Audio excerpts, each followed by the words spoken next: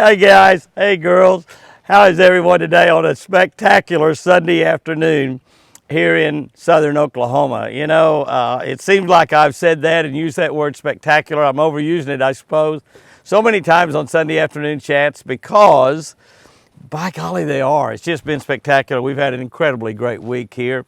Chris is doing great. She's been here with me all week. I've got a lady come in and help me 4 days this week, Tuesday, Wednesday, Thursday, and Friday with her. So I got to get out and do some fishing. I'll talk to you about that in just a second or two. Forrest has been around all week. Now, I had a scare this morning, and I'll talk to you about that also today because it's really a pretty spectacular thing that I really haven't seen too much, but well, I haven't seen it all what I saw this morning, and I was really concerned, but I shouldn't have been. I guess I shouldn't have been. But we had a great church today. Church was wonderful at Midway Hills Baptist Church. Chopper, we had great music. Chopper preached a phenomenal sermon. I was also told that the church at Keys Baptist Church was fantastic too. Sherry said because we didn't have any preaching. I said, Sherry, shame on you. And I said, the church was good because we didn't have any preaching. She said, no, the church was good because the singing was so great. That they all they did, they had a celebration Sunday, and all they did is sing, and they sang Days of Elijah and let me tell you about my Jesus and Good God Almighty. And all kinds of just really great songs, and she said my granddaughter just went crazy on the drums. She said she beat the snot out of them, and so that's pretty good. I'll tell you what, when she gets married, her husband better be good because she can take a couple drum tricks and kill a guy, I believe, the way she can beat the drums. Might take a couple drumsticks off of a Thanksgiving turkey and beat a guy to death. I don't really know. But anyway, it's been a fantastic week. I mean, what can I say? We've had a great week. And I've got a word for you. That I want you to think about and make your word for this week. And I'll talk to you about it at the end of this Sunday afternoon chat. But I just want to tell you that one word. I want you to concentrate on it. If you've got... you've write down something on your refrigerator, your grocery list you got in there that you write down in a race. Put this word at the top of that so you'll think about it. Put it on a sticker. If you don't, stick it on your icebox.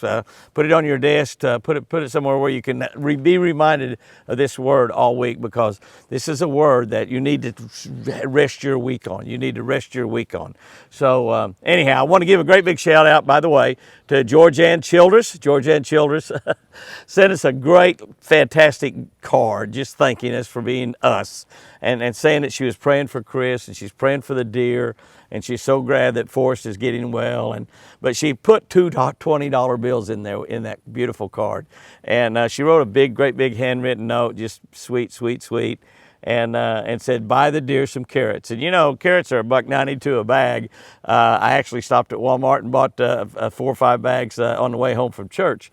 But she said, buy the deer some carrots. So I really appreciate that. That was nice. So Jordyn, and Jordyn doesn't even have an address in there. I'd send her a book back or something, but I don't even have an address. Don't know where Jordyn's from. So Jordyn, if you'll send me your address, I'll send you a Catch a Better Life book. And you can follow along on the Catch a Better Life channel. If you're not subscribed to the Catch a Better Life channel on YouTube, subscribe to that channel. Please go in there and subscribe to that. Catch a Better Life with Jimmy Houston. It's absolutely the most important channel on YouTube. Only got 22,000 people on it. We've got like 120,000 people on the regular channel and over 600,000 on Facebook. So it's a small channel. It's not the smallest channel we have. Jimmy Houston Outdoors Fishing is the smallest channel. We've only got 2,700 people on there. We put that channel up about 3 weeks ago. It's fishing only. Those of you that are involved in fishing have to get on that Jimmy Houston Outdoors Fishing channel. Jimmy Houston Outdoors Fishing. And it's on YouTube. There's only 2,700 people on there. Every video on there is all about fishing. That's what it's about. Like I said, Chris has had a good week. She's doing really well. The babies are doing good. I had a little bit of a scare last night, yesterday, when I was wanting to go in the pens with some a bowl of goodies for them, and Forrest came up there and Wild Child got out in the whole thing. She went out while Forrest was having his head stuck through the gate as I was trying to go in, trying to get a carrot, and she was gone. She was just absolutely gone. She was on the loose. But anyway, we had a great week. We got to go fishing this week. I fished Wednesday evening, Thursday, and Friday with my buddy Jeff Shaw. Jeff is retired, and he's handling it really well, too, by the way. He's got really good at that retired. He tried to teach me how to do it.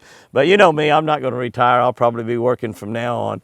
But, and y'all might notice behind me, if you see the trees back there, you notice that our trees are changing. They're changing almost daily right now. I try to keep you up to date with that on the videos too, as they change and turn into the fall colors. I didn't think we'd have any fall colors, but they're really pretty good. They're really pretty good. But Jeff and I caught a lot of fish. We fished Wednesday evening, I think, and caught 31. We went out Thursday morning, had a fantastically, just a beautiful day on Friday. I mean, the weather is perfect. It was dead calm when we went out at daylight. And the fish weren't biting very well at all, but we did catch 33 by lunchtime. And at lunchtime, this is crazy. We went in at lunchtime and had lunch, and I said, let's drive over to the other lake. It's so low because of this drought, we can't put a boat in there. No way we can get a boat in there, but I think we can fish off the bank in a few places. And a lot of places too muddy, we couldn't fish, and so, but we did fish off a few places. And we went over there and spent about 2 or 3 hours, probably 2 or 3 hours, I don't know how long, maybe 2.5 hours. And we caught 45. 45 fish fishing off the bank, both of them on a red man spinnerbait. I think Jeff threw a Jimmy Houston Legend spinnerbait by Lucky Strike also, but mostly a red man spinnerbait. And we caught 45. And we wanted to get back over here because we had figured out, I'd found a big school of fish with my live scope on a little drop off, and we'd caught, right before we came in for lunch, we'd caught 8 or 10 nice ones, like 3-4 pounders, no 5 pounders, but like 3 or 4 pounders, really nice fish. And those fish were 18 foot deep down on the bottom. And we've been fishing shallow a lot because you'd think this shallow, our water temperature is down to 64 degrees here in southern Oklahoma.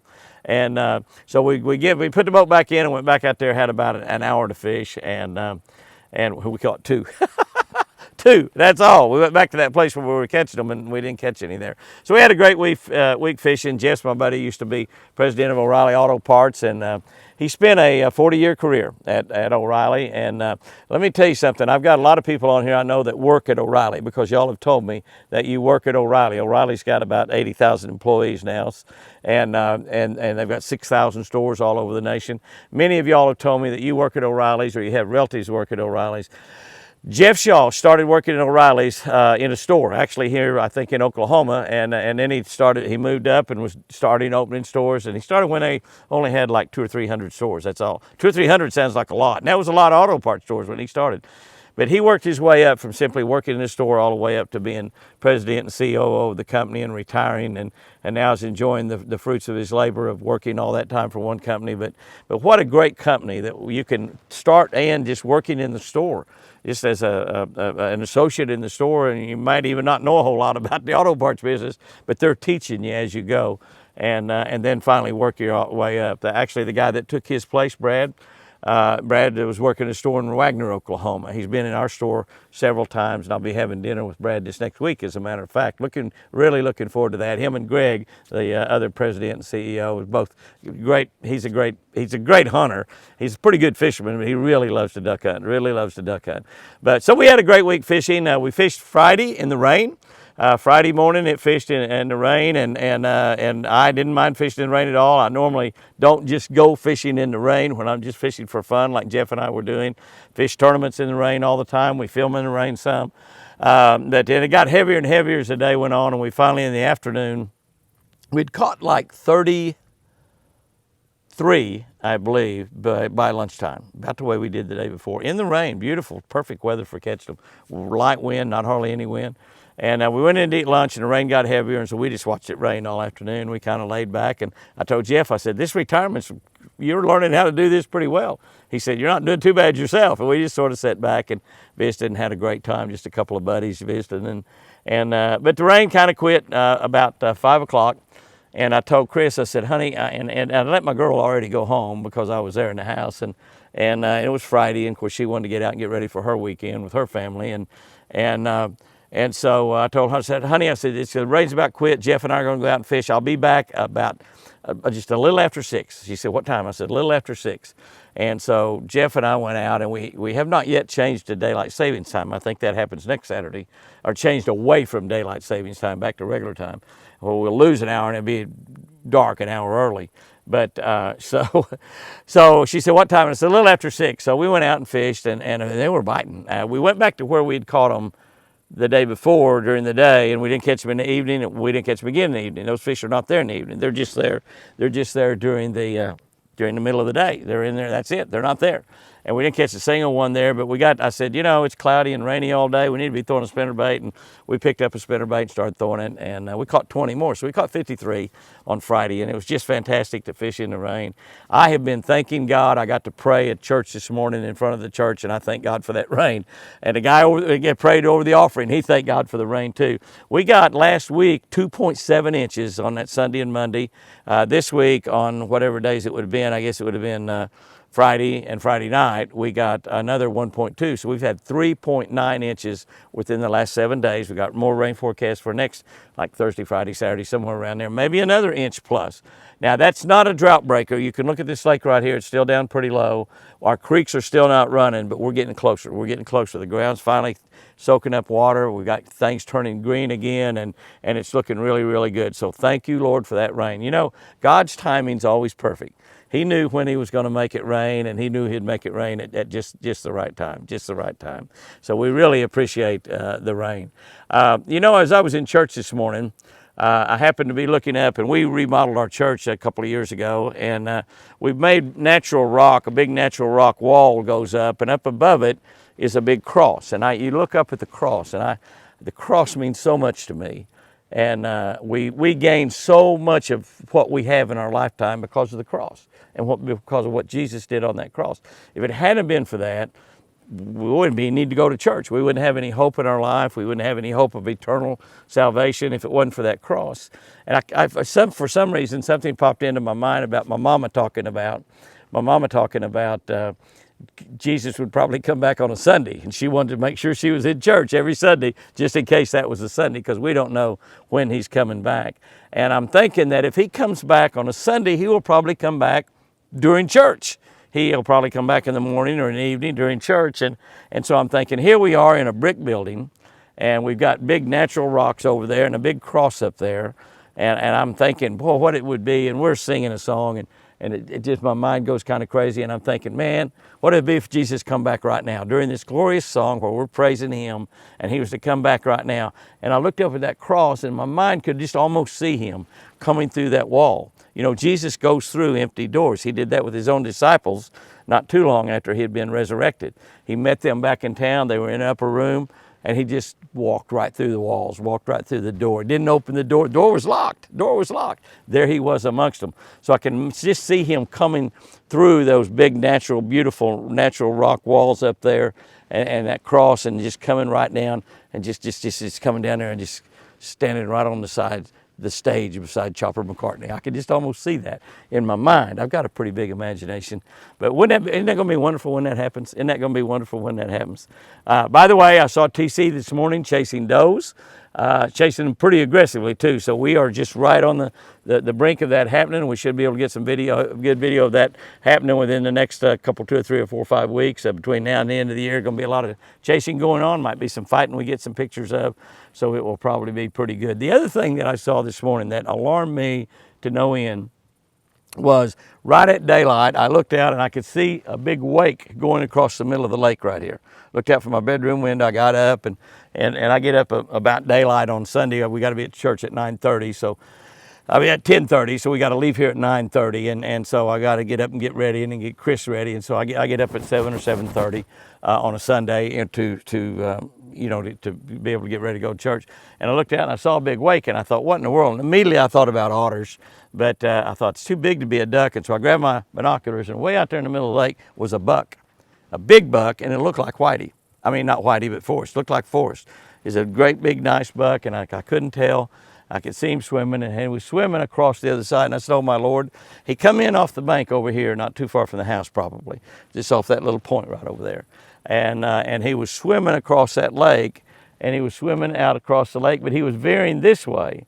And I thought, well, he's just going to turn around and swim back to the shore over here, because if he swims over there on that side, he can go anywhere and probably would just simply he would be lost. He wouldn't know where he was. He'd just wander around, and hunting season, he would probably just simply walk up to somebody. And even though he's got a collar on, some idiot might shoot him. I mean, I would think if a deer walked up to you with the collar on, you would think that's somebody's deer I better not shoot that deer, even though he's a nice big giant buck.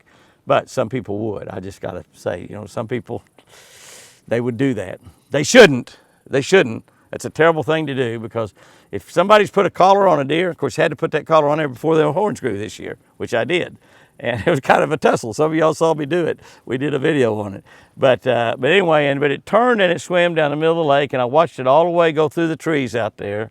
And it came around, and it was going right out in the middle. It looked like it was going to swim down toward the dam, but it looked like it could have possibly been angling back to this side, like it was going to come back on this side of the lake. And so I immediately went out and started looking around, and no Forrest anywhere. And all the other bucks were there. TC was there, and Lucky 13, 06, all the other bucks were there. And a couple little baby fawn bucks that we turned loose the other day started hanging around. I actually got one of them to eat 2 carrots out of my hand today. Actually got one of those little baby bucks to eat 2 carrots out of my hand. I kept throwing them down in front of him. He got closer and closer, and I held it out there. And first time he got up real close and smelled me and jumped away. And then the second time he took it out of my hand. Then the last carrot I had, he took out of my hands. He started licking my fingers because I had the carrots, scent on there. Or maybe even carrot juice, I guess. But carrot juice, I'll make a movie about that. But anyway, that little guy ate out of my hand, so I'm going to work on him a little bit here in the next few weeks and see if I can get him to do that a little bit more. But when I got back from church, right in the middle of the prayer circle was Forrest. So if that was Forrest, he came back to the side and he came back home. But when we went to church this morning at 9:30, and that's from 7 o'clock till 9:30, I looked all over for him, and he was not around. All the other bucks were here, so that very likely could have been him, and he came back to this side. So anyway, he is fine. He's back here today, and he seems to be healing up pretty well. We put some antibiotics on some of the stuff that he's eating. I did give him one shot, and he got pretty mad at me. He didn't cuss me out, but he got close. He probably was cursing me in his mind. That's probably what he was doing. Anyway, it's been a great week. I'm looking forward to another great week this coming week. The word that I want to end this thing with is abundance. That's right, abundance, abundance, abundance. I want you to take that word and make it your word for this week, because it will make your week go a lot better, I believe, if it will. Jesus Christ himself, when he was here, he said, I came to give you life, and I came to give you life more abundantly, more abundantly. Jesus came to give us abundance. Now, some of you, when you think of abundance, you might be thinking about an abundance of, $100 bills, an abundance of cash. But Jesus came to give you life and give it to you abundantly, to give you life in abundance. And life can be, no matter what you're going through, no matter what problem you're having. And we're going through this situation of Chris healing from this stroke. November 5 be 19 months. So over the 18-month mark where they say things should begin to start getting better. They've been getting better all the way along. And when I first heard about Chris's stroke, I prayed for God to give her back to me, for him to keep her from dying.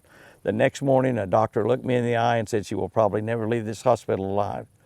But she did. So God answered that prayer. And now I've been asking him to answer a lot more prayers and heal her right arm, where she can cut my hair. but y'all been praying for that too. And where she can cast with her right arm and fish, and her right leg to be completely healed so she can walk and do all the things. And for her sweet, sweet voice to come back. The lady had such a sweet voice. It's like talking to an angel all the time. And now it's got a little deeper and gruffer. And but I tell you, when I told her I'd be back at 6 o'clock, we fished till dark the other night. And so it was like about 7:15, and I got back, and she had her cover off over there on the bed, halfway off the bed, and she said, "Where have you been fishing?" I said, "I have, honey." I said, "I'm sorry. I told you I'd be back a little after 6. She said, "What time is it?" And I said, "It's a little after 7. I'm about an hour late, but I told Jeff Chris is going to be mad at me, but she'll forgive me." And she said, "I'll forgive you. You are forgiven." And she said it just as plainly as I said it right there. And I told her, I said, "You can't believe how good that makes me say." And she said, "Because I forgive you?" And I said, "No, just the way you said it." I do feel good that she forgives me, but the way that she said it so plainly and so clearly, it was just another one of those little messages from God that I'm healing this girl. I'm healing this girl. Hang in there with me. I'm healing this girl. But abundance comes in lots and lots and lots of different forms. The one thing I think of personally When I think of God giving me abundance or an abundance life, it's an abundance of joy, an abundance of happiness, an abundance of feeling good. God gives a lot of us an abundance of health, and He certainly gave me an abundance of health. He gave Chris an abundance of health until this stroke hit about a year and a half ago. And the girl's 75 years old, so she was in the hospital 2 days in her life. He gave her an abundant life of health. You can have an abundant life with your family. No matter what you have or don't have materially, no matter where you work or don't even have a job, you can have a family that is a great, great family, an abundant family, a family that's got unity in it, that's got love in it, that's got family working together to make ends meet and going through the hard times and hugging each other and crying and jumping up and down for joy when your 12-year-old boy scores a touchdown. And so you can have an abundantly great family. God can give you abundance in finances also. He can give you some of you, when I said abundance, might have thought money. God can do that as well. I know many, many, many, many millionaires. I know a handful of billionaires, people that are worth over $1 billion, some of them several $billion. And can I tell you, that's from God. God gave that to them. He gave them extraordinary talents and abilities to be able to become billionaires. But these are guys that I fish with. These are guys that I run around with. These are guys that I call my friends, and they call me a friend, even though they're billionaires. They're just regular people putting God first in their life. You can have an abundant work situation where you just love to go to work, where you love the people you work with. You love to even maybe some of the people you work with go fishing with or hunting with or go bowling with or go to a football game with or something like that. So you can have an abundant life in your relationships with whomever. Your friends, your family, your preacher, the people at church, the people at work. You can have an abundance in relationships. But abundance comes from Jesus Christ dying on that cross. I came to give you life, is what He said, and life more abundantly. God wants you to have abundance in your life in all areas. And if you put Him first, if you honor Him in everything you do, He's going to give you that abundance. That's what He does.